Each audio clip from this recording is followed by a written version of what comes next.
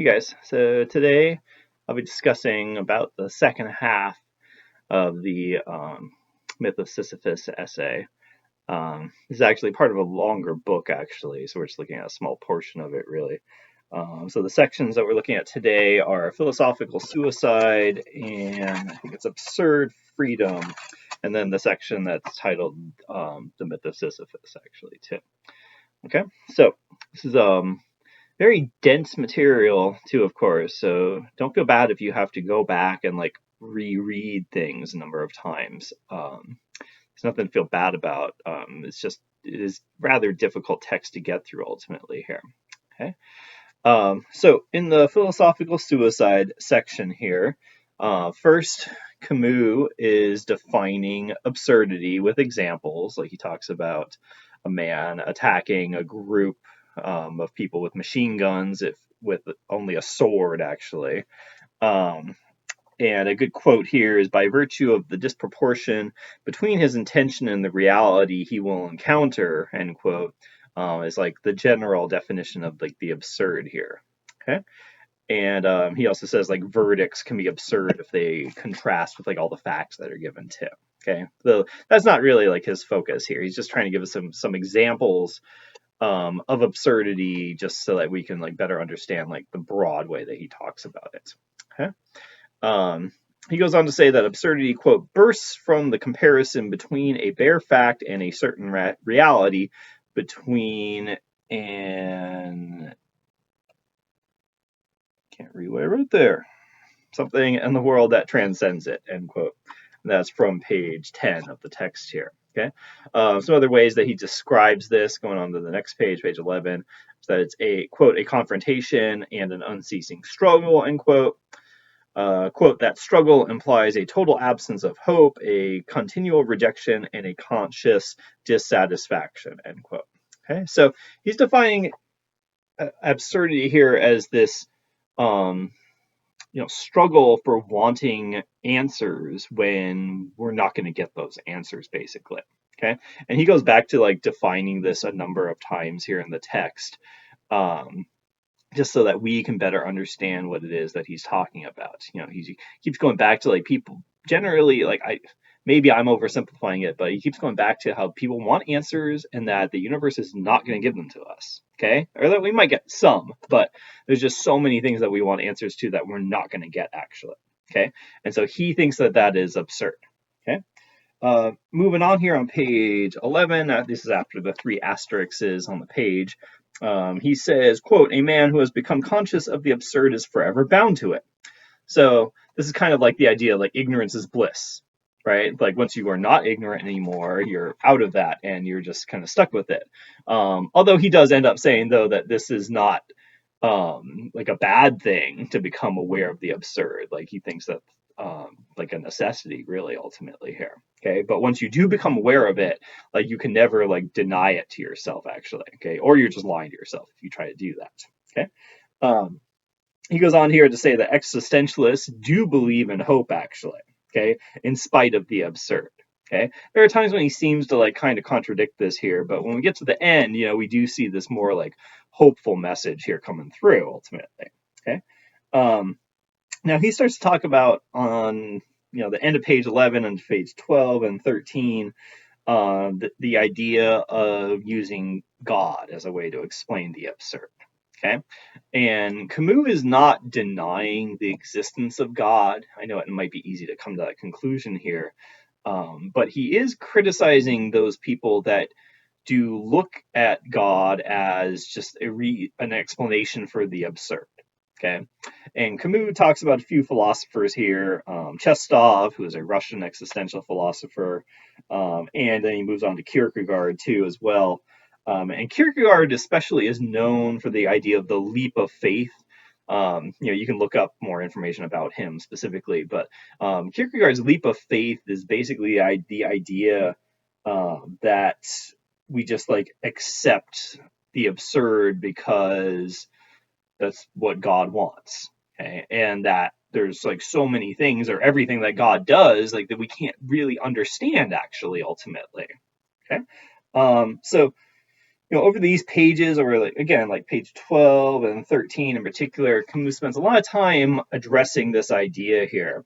Um, he starts with like kind of accepting this idea seemingly, but then he goes on to saying that, quote, this leap is an escape, end quote. That's from page 12. From the absurd, he adds like a few words later. Okay, and I think that's a really good quote to use to look at this here, that he sees the leap of faith as escape.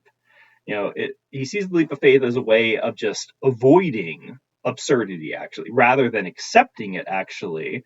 He thinks that like just by turning to religion to explain it, that you're just running away from it ultimately here. Okay. Because it's avoiding the struggle and the contrast that he described back on pages 10 and 11, actually, that he thinks is inherent in absurdity. Remember, he said absurdity involves this desire for answers that the universe is not going to provide to us. Okay, and taking this leap of faith is avoiding that struggle. Basically, it means that there is no struggle anymore for that, actually. Okay. Um, Now, Camus proposes in contrast to this leap of faith, that we need to just accept absurdity, actually. Okay. And he moves on to address it. Here he's really addressing like the counterclaim when he's talking about these guys, Chestov and Kierkegaard, and another one I forget, starts with an H a little afterwards. Here, he's addressing the idea that some people are going to look at absurdity and come up with this other concept of what it entails and what it means for us, okay, and different approaches for how to like handle that. Okay, so here he's like addressing that other side. Okay, and that's important to do in general, just to show that you don't have like a really narrow-minded view about things. Okay, and that you're not just completely dismissive here. He does give a little credence to like some of this thinking, but ultimately is disproving it to prove his point. Okay, now Camus is really, again, critical of Kierkegaard, more so than Chestov, for this leap of faith here. Some good examples showing how he's critical of this are that he calls Christianity a scandal, quote, and a sacrifice of the intellect here. Again, that ties in with him thinking that it's just an escape from the absurd, okay, or acknowledging the absurd even, okay. He also says that Kierkegaard wants, quote, to escape the antimony of the human condition, quote, that it's a desperate effort, and that Kierkegaard is guilty of, quote, an almost intentional mutilation of the soul. Okay, so he thinks that this is really strong language here, really strong rhetoric, in which Camus is rejecting everything that Kierkegaard is advocating for here, ultimately, in the face of the absurd, actually. Okay, he sees it all as just an escape and as an avoidance of the truth, ultimately. Okay. So moving on to page 14 here, Camus does not want to negate reason, okay, but to accept the limits of reason, actually. And he wants kind of like a middle ground here, really. He doesn't see the despair that Kierkegaard does without relying on God as an explanation for the absurd. He just, he wants to accept absurdity and at the same time accept the limits of reasoning, without just rejecting absurdity through like this leap of faith, for example. Okay, so again, he's really kind of looking for like a middle ground in a way here, because he knows that reason isn't going to lead to all of the answers that we want, and just that making the leap of faith, just to saying, oh, it's all God's way, is not like a valid way of like facing absurdity either. Actually, that like both of those are like avoidance of truth ultimately. And or lack of not acknowledging the limitations of how much truth we can know, actually. Okay. A good quote on page 14 is that a determined soul will always manage. Okay, and this idea doesn't get developed that much right here so much, but it's more. This leads into more like where he's going to go with the actual Myth of Sisyphus analysis in the last 2 pages of the text. Okay, so this section is titled "Philosophical Suicide" because he thinks that the leap of faith is philosophical suicide, that you're just giving up completely on philosophy at that point, actually. Okay. And he thinks that, he says, quote, God is maintained only through the negation of human reason. Okay. So again, definitely rejecting this leap of faith here, and thinks that we do need to rely on reason to some extent, at least just as far as is possible. And the footnote on that page on 14 shows that Camus doesn't just simply reject the existence of God. He's more rather rejecting the logic of relying on God to explain the absurd, actually. Okay. Now, moving on to page 15, Camus shifts to how the mind reacts to the acceptance of the absurd and says that just relying on reason alone will not work with this acceptance, actually. Okay. He says that consciousness is limited. It's some comparisons he uses are that it's like a projector or a, quote, incoherent illustration, end quote, from page 15. That has no sense of consciousness, has no sense of finality. Its quote value is topographical, he says, end quote. That's a reference to like looking down at a map. Like think about how limited a map is in giving us like a full description of what land really looks like, actually, right? I mean, when it comes down to it, a map is like really limited in how much information it can convey. Okay, and thus our consciousness is like very limited in how much it can find truth and reason in what we see in the world, actually. Okay, so to kind of sum up here this section here, Camus thinks that philosophers that he's discussing are all really trying to escape from confronting the contradictions that the absurd presents to us. Okay, he thinks that nostalgia is like also like a strong so we're on here, not exactly a desire, but something that people will like fall back on a lot rather than knowledge. And he's criticizing Husserl for relying on reason too much to explain all here. And so like again, this is showing how Camus is but wanting more of like a middle ground. He's saying like you can't just be completely relying on reason, because absurdity in itself is going to like limit the effects of that, or the value of that. I mean, we can't just simply take a leap of faith and just say, oh, everything is God's will. Like we want somewhere kind of sort of in between here. Like he ends up leading to, it's going to come up a little later on the page here on page 17 down near the bottom of that page, but he talks about being on the quote unquote dizzying crest, being like right on the precipice of taking that leap of faith, but not actually taking that leap, actually. Okay. And that's the point where he wants people to be, really, where you're like really close to that and maybe even wanting to take that leap of faith, but you don't take that last step, actually. Okay. To kind of go back here a little bit, like when he's talking about reason, he says that reason, quote, provides modern anguish the means of calming itself in the familiar setting of the eternal, end quote. And, quote, the absurd is lucid reasoning, noting its limits, end quote. Okay, so reason can only get us so far. Okay, and a leap of faith to God, for example, is just an escape again. Okay, again, Camus wants somewhat of a middle ground here. Neither Kierkegaard nor Husserl or Chestov are right, actually. Okay, in his opinion. Okay, and any other position, according to Camus, other than what he's advocating for, is, quote, deceit and the mind's retreat before what the mind itself has brought to light, end quote, from page 17. Okay, so again, he wants us to be like kind of on that cliff where we're right about to take that leap of faith, but we don't actually take it. Okay, and just kind of like accept the absurdity of life, really, ultimately, and accept the limits of our reasoning to be able to like try to make sense of it, actually. Okay. So now he moves on to the next section, absurd freedom, which starts at the bottom of page 17.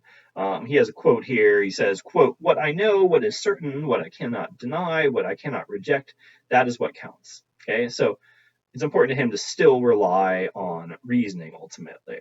Okay, but moving on to 18, the desire for the absolute and unity, or knowledge, really is what he's referring to, cannot be reconciled with the impossibility of doing this, with the absurd.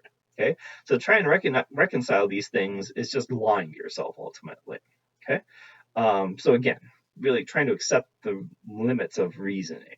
Okay, he says, quote, what I believe to be true, I must therefore preserve. Okay, so have to accept what we can reason, what we do know for a certainty. Okay, and then Camus starts to get into like, well, what do we do then with this? Okay, what do we do when we recognize absurdity? How do we respond to that? Okay, And he basically has like three things or acts that he focuses on. Okay, and this is revolt, freedom, and passion. Okay, and we're going to touch on each of those here. Okay, so he says that revolt, quote, it is a matter of persisting. Okay, he thinks that it's end quote from page 18, and that he thinks to take the leap of faith is tempting. It has been throughout history because of like all the religions that are presented to us. Okay, but that's just kind of giving up in his sense. Okay, that's not persisting anymore. Okay, he says, quote, live solely with what he knows to accommodate himself to what is and to bring in nothing that is not certain, end quotes. Okay, so again, that's kind of showing like wanting that middle ground here. Um, and then he moves on after the asterisk is on this page to say that life, quote, will be lived all the better if it has no meaning, end quote. Okay, so we kind of have to revolt against wanting answers, is what he's saying here. Okay, and abolishing conscious revolt ends up just eluding the problem ultimately. Okay, revolting is not really hope so much, at least not yet here, but acceptance of the crushing fate that's going to come. Okay, death eventually. Okay, and suicide he sees as just an escape from things. I said in the previous video that he does not see suicide as like really the answer here to things. He says that when we do recognize the absurdity of life, that we can either go on living or we can commit suicide. Okay, and he thinks that if you've gotten to the end of the essay, you should realize he thinks that we don't have to commit suicide ultimately, that we can go on living in spite of this lack of answers that we want for ourselves. Okay. So revolt is like defiance against the bitter end that we know is coming eventually. Okay. And then he moves on to freedom, saying that we ultimately have freedom of action in spite of the absurd. Okay. He says of freedom, it is, quote, that which the human heart can experience and live, end quote. Okay. And move to the next page of my notes. So by this, he's really focusing on experiences. He spends a while, a couple paragraphs, I think, talking about like how really we just need to try to have as many experiences as we can. Okay. So he's interested more in just how we live, in how we have the freedom to choose how to act, and thus we should try to have as many experiences as possible. And this leads into his last suggestion is that we live with passion, that we live particularly in the present and that we just try to like enjoy the moment basically. Okay, because we can't really have that much hope for the future because of the absurdity of life. Okay, and then he starts talking about the actual myth of Sisyphus from Greek mythology. We don't need to know like that much of his background really here, but Sisyphus, was down in the underworld, got permission to leave temporarily, refused to come back, and is forced back, I think by Hermes or Mercury. And then he's the legend that most people are familiar with is that he is destined to roll a huge boulder up a hill, just for it to fall back down the hill when it gets to the top. And then he has to go right back down the hill and repeat the whole process. So he's just constantly rolling this huge boulder up a hill, watching it fall down, coming back to get it, and doing that over and over and over again, never endingly. Okay, so as Camus suggests, that he thinks that people should automatically realize that this is like an absurd hero here for us, right? Because he's stuck in like an absurd situation, actually. There's like really, obviously there's nothing he can do about it. Sisyphus scorned the gods, hated death, had a passion for life, like has all these elements of dealing with absurdity that he's kind of been talking about previously, and what he's advocating for even. Okay, and this is never-ending torment for him, but Camus thinks that Sisyphus is, quote, superior to his fate, end quote, from page 23, particularly during the return down the hill, okay, knowing that this torment is just never going to end for him. Okay, and Camus makes the comparison to the workmen of today, who are in no less of an absurd situation as he thinks. And certainly we can find comparisons to that sort of thing. Okay? Now he thinks that, quote, melancholy, leaving out a few words here, is the rock's victory. Okay, so he thinks that just being sad about it it means that you've lost, the rock has won, or absurdity is kind of won in this sense. Okay. Um, but so this is leading into him saying, like, well, Sisyphus can still have like a positive attitude about things here. Okay. He makes another comparison to Oedipus here, who he could have written like this, he could have written a lot more about Oedipus. Oedipus, of course, is known for, um, this is spoilers, of course, but Oedipus ends up unknowingly marrying his mother. When he learns of this knowledge, he ends up blinding himself. She commits suicide. But Oedipus doesn't just end his life there, right? He doesn't commit suicide. He actually goes on living, and he even says, "All is well," quote. And that's a quote that Camus presents twice here, I think on the same page even, to emphasize that, like, even though Oedipus is stuck in an absurd situation here, like, not through his own doing, really. Maybe we could blame his father to some extent for trying to send him away and, like, preventing Oedipus from having knowledge of himself. Actually, Oedipus is stuck in this absurd situation. There's nothing he could have done really to avoid things. It's not really his fault what happened ultimately. And yet, still at the end, he's saying all is well. Like, he can still go on and have a positive attitude about things. Okay? And that's what Camus was trying to say about Sisyphus here. That Sisyphus must be happy. To get to some quotes here, he says that, quote, "The struggle itself toward the heights is enough to fill a man's heart. One must imagine Sisyphus happy." Okay? And this is the way that Camus rationalizes that we have to go on living with the absurdity of life and just try to kind of like get the most out of it, like carpe diem kind of idea, like seize the day, get the most out of it that you can ultimately. Okay. If you guys need more help in analyzing this essay, there's a lot of resources online that you can look at, like SparkNotes has a lot of material about analyzing this section of the book, and there's a lot of other places you can look to. So hopefully that's helpful.